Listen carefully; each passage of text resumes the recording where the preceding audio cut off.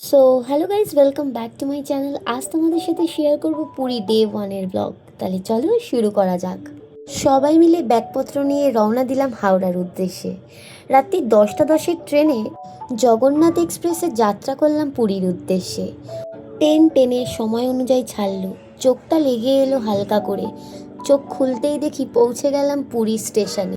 দীর্ঘ 3 মাসের প্রতীক্ষার অবসান হলো শেষমেশে।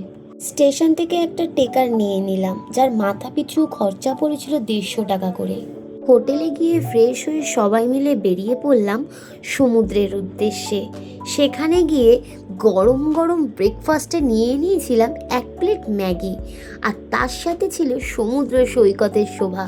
বেশ কিছুক্ষণ জলের মধ্যে দাপাদাপি করার পর প্রথমেই মিষ্টি মুখ করে নিলাম মদনমোহন দিয়ে, যেটা পুরীর অন্যতম বিখ্যাত মিষ্টি।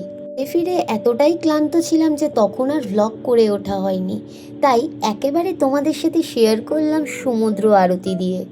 সেখান থেকে চলে এলাম ঘরে। সেদিন ছিল আমার মায়ের জন্মদিন, তাই ছোট্ট একটা সারপ্রাইজ রাখতেই হবে, প্রিয় মানুষ বলে কথা। কেক কেটে সেলিব্রেশন শুরু হলো। বেশ কিছুক্ষণ সবাই মিলে হাসি মজাক করে কাটিয়ে দিলাম। তারপর হয়ে গেল রাত। ডিনারের পর হঠাৎ করে নাচ শুরু হলো তুমুল। এখানেই কিন্তু শেষ হয়নি।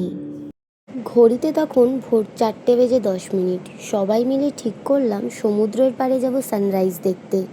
গিয়ে গরম গরম চা নিয়ে নিলাম, কিন্তু সূর্যি মামার দেখা মিলল না। বেশ কিছুক্ষণ অপেক্ষা করার পর সূর্যি মামার দেখা মিলল। বেশ মেঘলা ওয়েদার থাকার কারণে সূর্য উঠতে অনেকটা লেট হয়ে গেছে। অবশেষে প্রতীক্ষার অবসান হলো। বিচে কিছুক্ষণ সময় কাটানোর পর চলে গেছিলামই ওখানকারই লোকাল একটা মার্কেটে, যেখানে সব রকমের সবজি আনাজপাতি দোকানদারি, যারা ওখানে থেকে হোমস্টেতে খাওয়া দাওয়া করে তাদের জন্য ঠিকঠাক জায়গা। ওখানে বিক্রি হচ্ছিল নানান ধরনের জলখাবার। তোমাদের সাথে কিছুটা ক্লিপস শেয়ার করে দিলাম। হঠাৎ আমার মাথায় ভূত চাপলো পুরীর মন্দিরে যাব। যেই কথা সেই কাজ। হাঁটতে হাঁটতে পৌঁছে গেলাম পুরীর মন্দিরে। ঘুরে ঘুরে দেখতে লাগলাম 5টা দুয়ার, এবং 5টা দুয়ারের 5 রকমের কাহিনী জেনে এলাম। তোমাদের সাথে সেগুলোও শেয়ার করব। সেখান থেকে চলে গেছিলাম কোথায় রথ হচ্ছে দেখতে। রথ বানানো সবে শুরু হয়ে গেছে, কারণ রথের আর বেশি দিন বাকি নেই। পুরীর মন্দিরের একদমই পেছনে পশ্চিম দুয়ারের সামনে রয়েছে এই নারায়ণ মন্দির। তোমরা চাইলেই যেতে পারো, সেখানে ফোন অ্যালাউ ছিল। সেখান থেকে 10-15 মিনিট ওয়ার্কিং ডিস্টেন্সে পেয়ে যাবে এই ছোট্ট জগন্নাথ মন্দিরটা। তোমরা চাইলে এখানেও যেতে পারো, এখানে কিন্তু ফোন অ্যালাউ ছিল। বিকালবেলায় চলে গেছিলাম মন্দিরে পতাকা তোলা দেখতে।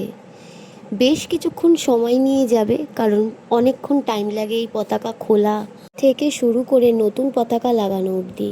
ধরে নাও ম্যাক্সিমাম 1.5-2 ঘন্টা। যেহেতু এখন গরমকাল, তাই জন্য পতাকা ওঠার সময় হচ্ছে বিকাল 5:30। শীতকালে সময়টা চেঞ্জ হয়। এই ভিডিওটাতে আমি শেয়ার করলাম লাস্ট 2 দিনের ব্লগ, ডে 1 আর ডে 2, কী করলাম, কোথায় কোথায় গেলাম। এর পরের ভিডিওগুলোতে আসবে পুরীর মার্কেটের ভিডিও, কী খেলাম, কী এক্সপ্লোর করলাম। এই ভিডিওটা যদি কিছু ভালো লেগে থাকে তাহলে please do like, comment, share and subscribe. জয় জগন্নাথ।